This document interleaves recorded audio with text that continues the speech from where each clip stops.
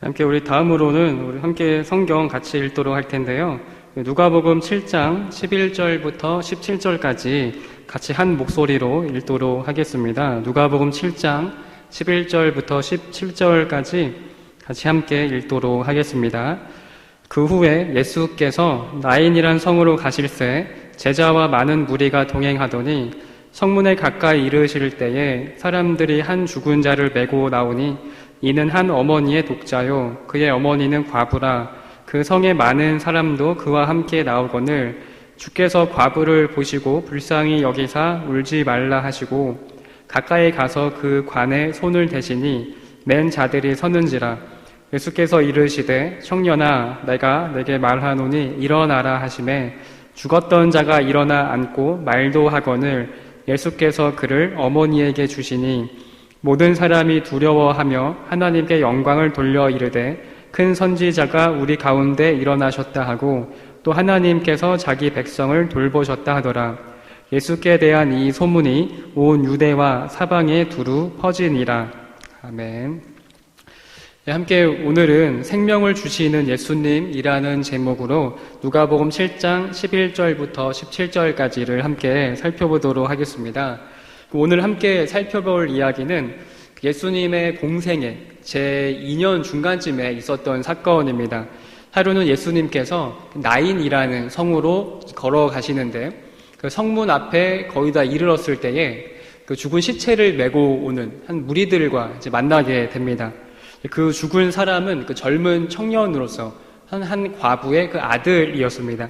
오늘 이야기는 예수님께서 이 죽은 청년을 불쌍히 여겨주셔서 다시 살려주시는 이야기가 이제 기록되어 있는데요. 오늘 우리가 이렇게 중점적으로 살펴볼 것은 예수님께서 이 기적을 일으키신 목적이 무엇인가 하는 것입니다. 먼저 결론부터 말씀을 드리면은 크게 이제 두 가지 목적이 있어요. 한 가지는 예수님은 어떤 분이신가, 그리고 하나님은 어떤 분이신가를 그 당시의 사람들에게 나타내 보여주기 위해서입니다. 또 다른 한 가지는 이 기적을 경험한 사람들은 또 어떻게 살아야 하는가, 이것에 대해서 가르치시기 위해서 이 기적을 보여주시는 건데요. 이 두 가지를 저희가 중점적으로 살펴보면서 그렇다면 오늘 우리도 동일한 기적을 체험한 사람들인데 우리는 어떻게 삶을 살아가야 할까 하는 부분에 대해서 함께 살펴보고 또 적용하는 시간을 갖도록 하겠습니다. 먼저 첫 번째 부분을 살펴보면요.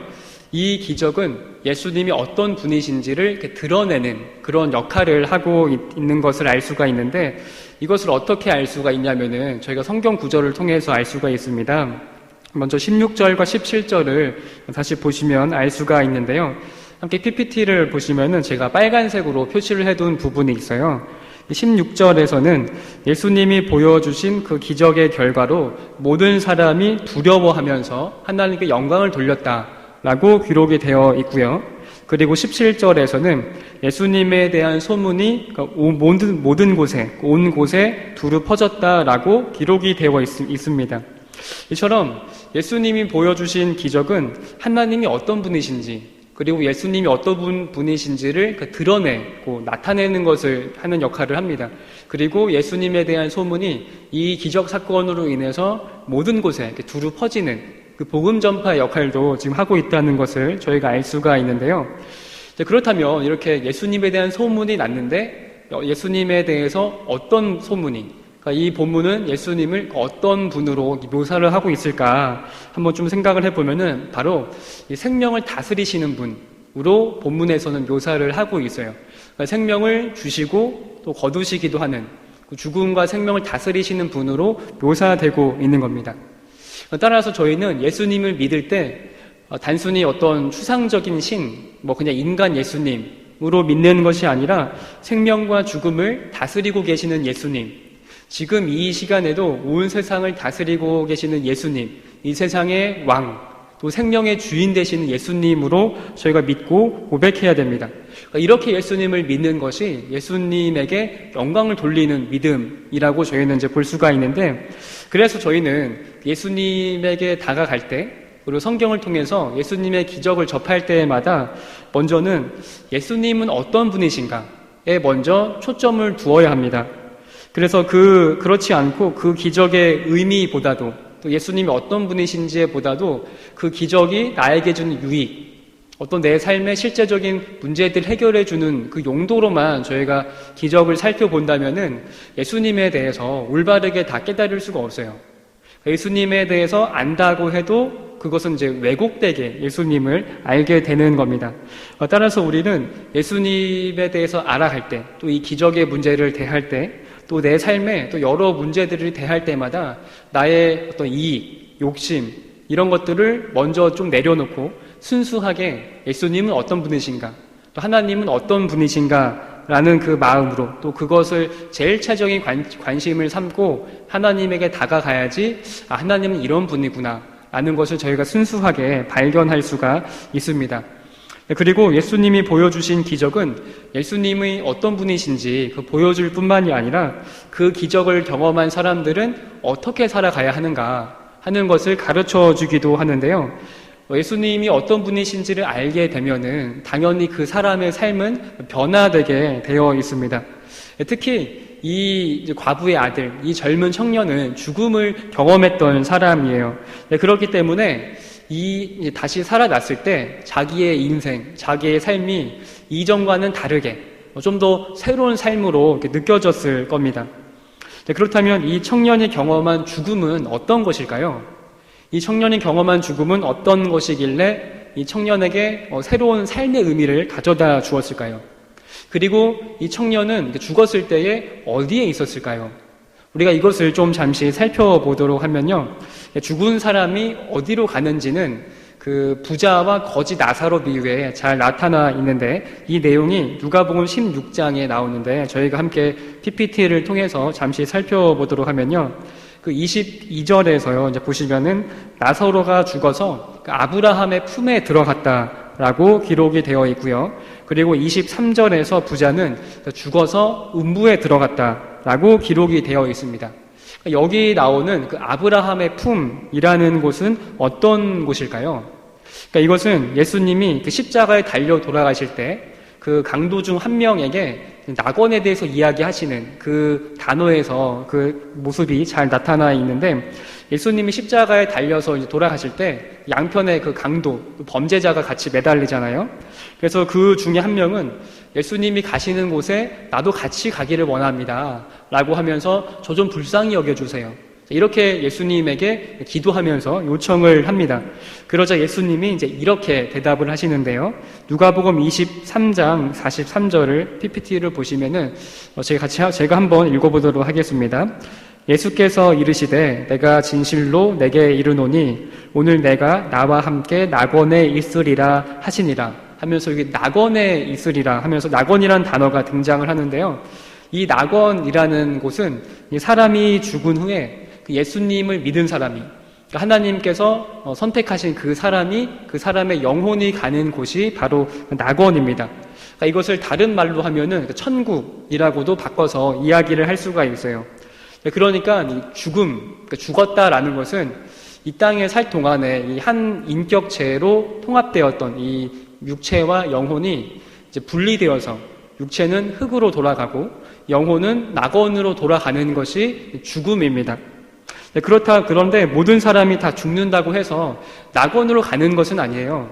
예수님을 믿지 않는 사람들은 낙원으로 가지 않고 아까 살펴본 것처럼 부자가 갔던 곳, 그 음부라는 곳에 들어가게 됩니다. 그래서 그곳에 들어가서 고통을 계속 이제 받게 되는 건데 이처럼 사람이 죽으면은 일단 그 영혼은 낙원이든지 음부이든지 둘 중에 한 곳으로 이제 가게 됩니다. 그래서 부자처럼 음부에 가서 이제 고통을 받기도 하고 하게 될 텐데 아마 이 청년도 아마 죽어서 그 영혼이 둘 중에 한 곳으로 가게 됐겠죠. 낙원 아니면 음부에.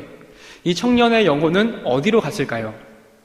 성경에 구체적으로 이렇게 나와 있지는 않지만 저희가 좀 논리적으로 추측을 해 보면은 이게 아마 그 음부라는 곳은 그 사람이 죽었을 때 그 영혼이 심판을 당하는 곳입니다.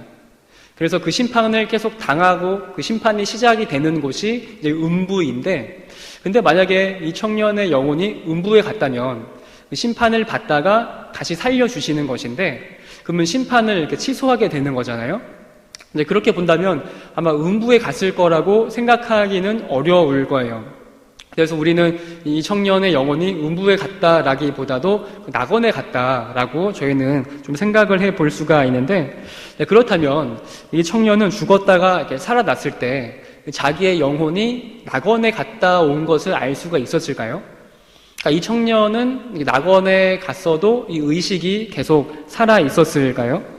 이것이 누가복음 16장 23절과 24절을 통해서 저희가 함께 좀 보도록 할 텐데요. 그 PPT를 통해서 같이 보시면은 23절에서 이제 음부에 있는 부자가 그 아브라함을 이렇게 본다는 표현이 나옵니다. 그 눈을 들어서 그 나사로를 보고 하면서 이제 본다라는 표현이 나오고요. 그리고 24절에서는 아브라함을 불러 이르되 하면서 이제 부른다는 것을 나와 있어요. 그리고 이것을 통해서 보면은 의식이 좀 있었던 것으로 저희가 생각을 할 수가 있습니다. 그러니까 지옥의 고통은 의식이 없는 상태에서 받는 것이 아니에요. 우리가 수술할 때 이렇게 마취시키면은 이렇게 수술을 함에도 불구하고 고통을 못 느끼잖아요. 근데 이 음부에 가서, 이 지옥에 가서 받는 고통은 그런 것이 아닙니다. 의식이 깨어 있는 상태로 계속 영원한 고통을 맛보고 있는 겁니다. 그리고 낙원에 간 사람도, 천국에 간 사람도 의식을 가지고 주님을 계속 찬양하고 있는 거예요. 그렇기 때문에 이 청년은 죽었다가 다시 살아났을 때, 내가 낙원에 갔다 왔구나.